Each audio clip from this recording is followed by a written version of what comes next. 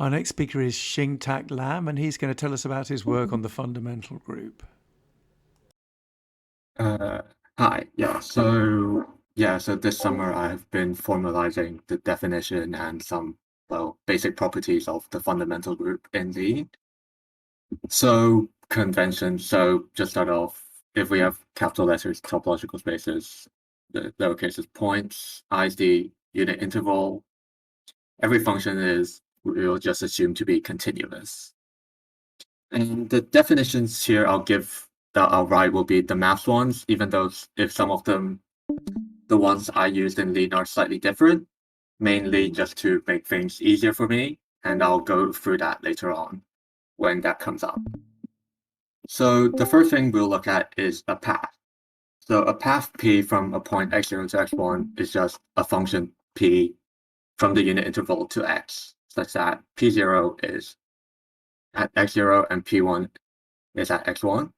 So here is a simple example. So you can just look at that, or it can overlap itself. It can do whatever it wants, basically. There's no restrictions apart from that P is continuous. So in Lean, so even though mathlib already has a path type, I decided to define my own, which is slightly different because I'll go. So the main thing here is that the domain is now R instead of the unit interval. And I still have the same requirements about the endpoints of the path. And here I just used continuity that's bundled into fun. And that's mainly just a design decision because I've basically tried to use bundled continuity everywhere. So operations on paths. So given two paths P0 and P1, we can join them. So P0 to join P1 at T would be P.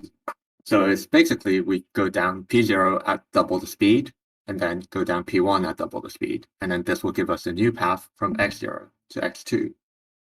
We can also define the inverse of a path by just, going down the path in the other direction.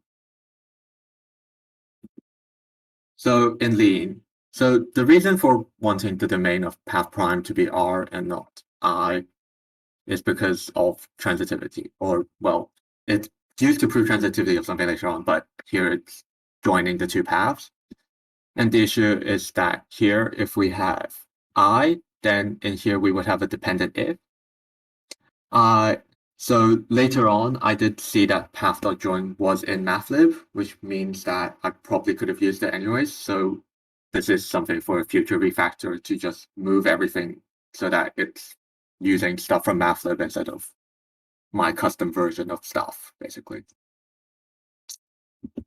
So a loop. A loop based at a point x0 is just a path from x0 to x0, so there's not too much to say here. And the definition in Lean is basically as you would expect. So now this is the start of the stuff that's not in mathlib. So a homotopy. So given f0 and f1, continuous function from x to y, a homotopy f from f0 to f1 is a map big F from x cross I to y such that f is continuous, and then at each endpoint, so 0 at so f of x0 is f0 of x, and f of x1 is f1 of x. So wrong way around. Okay, so examples. So say if we had f0 of x is just the constant function 0, and f1 of x is sine x, then we can have f of xt as t sine x, and this gives us a homotopy from f0 to f1. And so like the intermediate values would be what these dotted lines would represent. It's basically, the homotopy basically gives us a way to continuously deform one function into another. And more generally, for any f0 and f1 going into a real vector space, we can just connect 2 points using a straight line, and then this gives us a homotopy from f0 to f1 called the straight line homotopy. So now we're going into the definition of homotopy in Lean. So this is actually, so most of the stuff I've done here has I think pretty much everything has been done in Isabelle by Larry Paulson and probably other people in LCF and earlier peer improvers. So this definition that I'm using is also borrowed from their formalization. So it's a homotopy with, which f0 and f1, so continuous function from x to y. And then we have the big function big F, requirements on the endpoint. And then finally, we have this field here, which is basically, if we look at P, it's a proposition on function from x to y. And this basically gives us a way to restrict the behavior of the intermediate maps, because as is, our intermediate maps can pretty much behave however we want. And then we can define just a homotopy as an abbreviation where the proposition is always true. So one thing here is that because of the way that Isabelle they didn't actually bundle this was a proposition. So I think this probably could have been able to be defined the other way around, and then instead we just have different structures that extends a base homotopy structure, but I haven't really experimented with that too much. Right, okay. So now we can look at the straight line homotopy in Lie. So here I've proven a slightly stronger statement, so I didn't actually need finite dimensional as I had on the previous slide. Instead, we just need that for any R vector space, where we need the addition to be continuous and also the scalar action by the reals on the vector space to be continuous, then we can define the straight line homotopy. So just as a side note, automation here was pretty useful. For example, the continuity tactic proved that this map here is continuous for us, and we didn't actually have to prove it ourselves. And NormNum basically managed to just handle the conditions about the endpoints. So now we want to look at homotopy of paths and loops. So suppose P0 and P1 are paths, then the homotopy F, as stated before, might not fix the endpoints. For example, we could have that, let's say the blue and the red are two paths, then maybe at like a half, it could be a path starting here, because we are not restricting the endpoints. But for paths and for what we want to do later on, we will want to restrict the intermediate maps because otherwise. So whenever we have a homotopy between paths on loop, we just assume this. So we can state this using homotopy with by just adding this as a condition, which is that we just have the condition that the intermediate maps at 0 are at 0, x0, and at 1 are at x1. And then we can just define a homotopy between loops as just an abbreviation of that. So homotopy is an equivalence relation. So if we have two function paths, well, actually these are functions. We can have functions f0 and f1. We can say that they're homotopic if there's a homotopy f from f0 to f1. This is an equivalence relation, since reflexivity is obvious, where we just use the constant homotopy, where we just ignore the t. For symmetry, if we have a homotopy f, big F, from f0 to f1, then we can define G to just be a homotopy going in the other direction. So I think the green might be a bit hard to see, but if we have but basically, if we have orange, this orange F, which goes from the red to the blue, and then we can have the G, which would go from the blue to red by just reversing it. And transitivity is similar to how we defined joining paths, where if we have a homotopy from f0 to f1 and homotopy from f1 to f2, then we can just join them together, and then that gives us homotopy from f0 to f2. So reflexivity is pretty straightforward, and so is symmetry.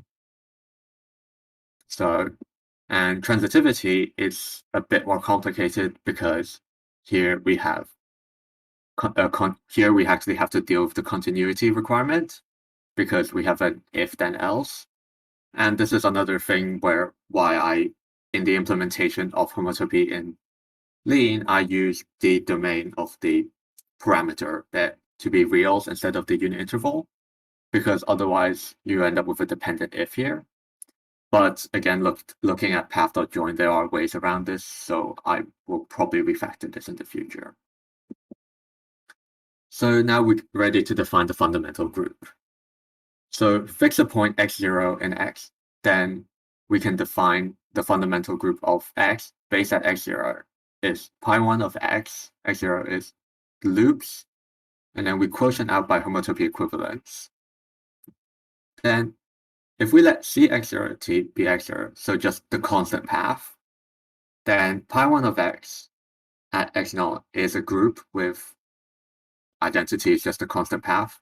Multiplication is defined by joining paths, and the inverse is just the inverse of each path.